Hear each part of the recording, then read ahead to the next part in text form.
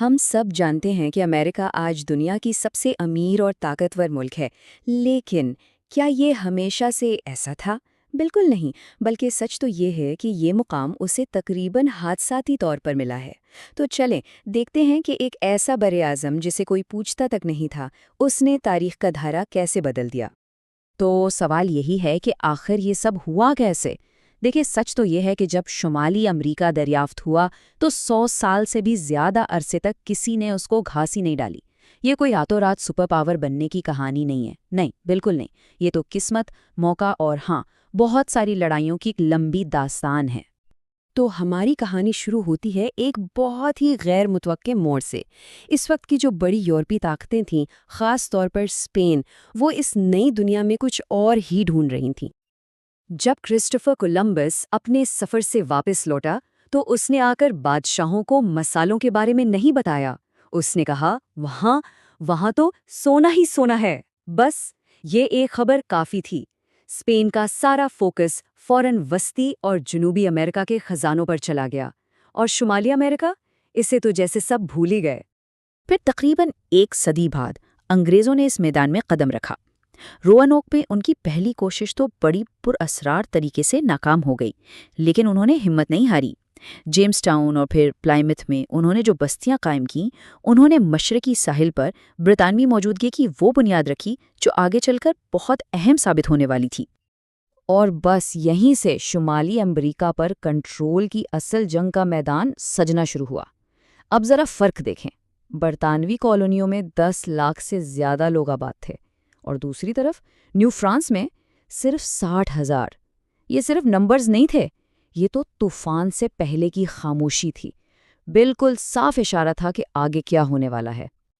France پر ایک فیصلہ کن جیت کے بعد برطانوی کالونیوں نے اپنی ایک نئی پہچان بنانا شروع کر دی، لیکن بہت جلد وہ اپنے ہی حکمرانوں یعنی برطانیہ کے خلاف ہو گئیں، اور یہیں سے ایک قوم کی تشکیل کا مشکل سفر شروع ہوا۔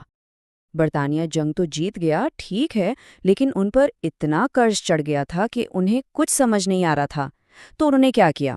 انہوں نے سوچا چلو کالونیوں پر ٹیکس لگاتے ہیں۔ بس یہ فیصلہ کرنا تھا کہ بغاوت کی آگ بھڑک اٹھی۔ لوگوں نے صاف کہہ دیا، اگر ہماری نمائندگی نہیں تو ہم ٹیکس بھی نہیں دیں گے۔ یہ جو اختلافات تھے نا، یہ بہت جلد ایک مکمل انقلاب میں بدل گئے۔ 4 جولائی 1776 کو 13 کالونیوں نے برطانوی سلطنت سے اپنی آزادی کا اعلان کر دیا، اور اس طرح ریاستہائے متحدہ امریکہ کا ایک انقلابی نظریہ وجود میں آیا۔ لیکن دیکھیں، آزادی حاصل کرنا ایک بات ہے، اور ایک پورا ملک چلانا وہ بالکل دوسری چیز ہے۔ ان کی جو پہلی حکومت تھی وہ تو بالکل فیل ہو گئی۔ حالت یہ تھی کہ 13 کی 13 ریاستیں الگ الگ ملکوں کی طرح کام کر رہی تھیں، اور ملک ٹوٹنے کے بالکل قریب تھا۔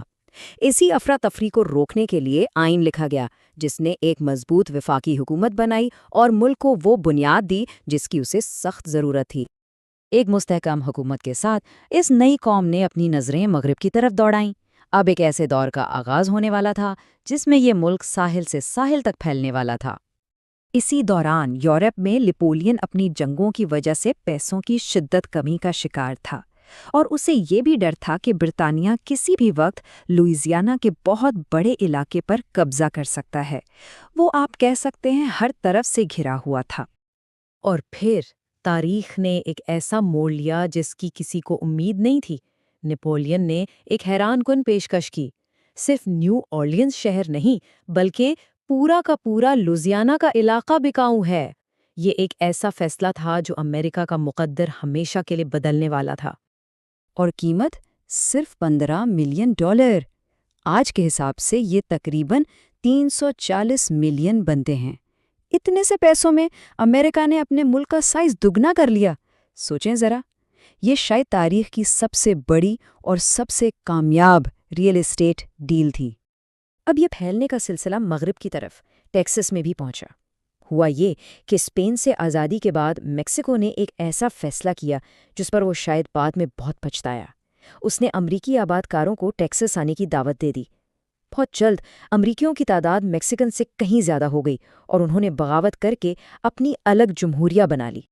آزاد ہونے کے فوراً بعد ٹیکساس کے لوگوں کی اگلی خواہش یہ تھی کہ وہ امریکہ کا حصہ بن جائیں۔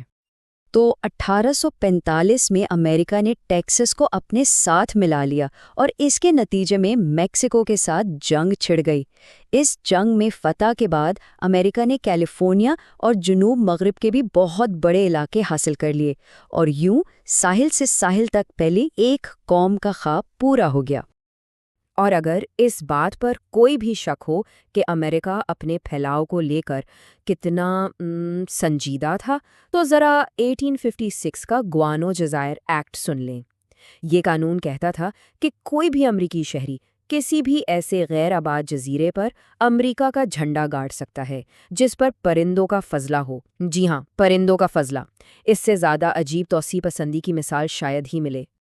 لیکن جیسے جیسے امریکہ کی سرحدیں پھیل رہی تھیں نا، ویسے ہی اس کے اندر کی دراڑیں بھی گہری ہوتی جا رہی تھیں۔ ایک ایسا مسئلہ سر اٹھا رہا تھا جو اس ملک کو 2 ٹکڑے کر سکتا تھا، اور وہ مسئلہ تھا غلامی کا۔ شمال کی صنعتی معیشت میں اسے ایک بہت بڑی اخلاقی برائی سمجھا جاتا تھا، لیکن جنوب کی زرعی معیشت، خاص طور پر کپاس کی فصل، پوری طرح سے غلاموں کی محنت پر چل رہی تھی۔ یہ ایک ایسی تقسیم تھی جو ملک کے وجود کے لیے ہی خطرہ بن گئی تھی۔ پھر آیا سال 1860، ابراہیم لنکن صدر بن گئے، اور بس یہی وہ چنگاری تھی جس نے پورے بارود کے ڈھیر کو آگ لگا دی۔ جنوبی ریاستوں نے فوراً یونین سے الگ ہونے کا اعلان کر دیا، اور امریکہ اپنی تاریخ کی سب سے خون ریز خانہ جنگی میں چلا گیا۔ آخر میں جیت شمال کی ہوئی، ملک تو بچ گیا، غلامی بھی ختم ہو گئی، لیکن اس کی قیمت لاکھوں جانوں نے چکائی تھی۔ خانہ جنگی کے بعد ایک متحد اور صنعتی طور پر مضبوط امریکہ نے اپنی نظریں اپنی سرحدوں سے باہر دوڑانا شروع کر دیں۔ اب ایک عالمی طاقت کے ابھرنے کا وقت آ گیا تھا۔ 1867 میں امریکہ نے روس سے الاسکا صرف $7.5 ملین میں خرید لیا۔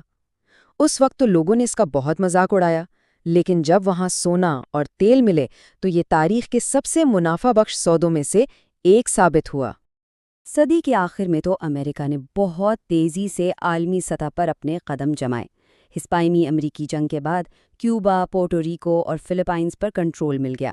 بحر الکاہل میں ہوائی کو بھی شامل کر لیا، اور پھر 1914 میں پاناما نہر کی تکمیل نے امریکی بحریہ کو دونوں سمندروں پر ایک ساتھ غلبہ حاصل کرنے کی طاقت دے دی۔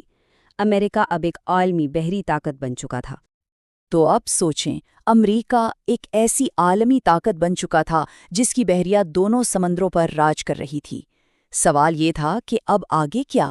اور یہ سوال اس لیے اہم تھا کیونکہ دنیا پہلی جنگ عظیم کی آگ کی طرف بڑھ رہی تھی، اور امریکہ کو جلد ہی یہ فیصلہ کرنا تھا کہ وہ اس آگ میں کودے گا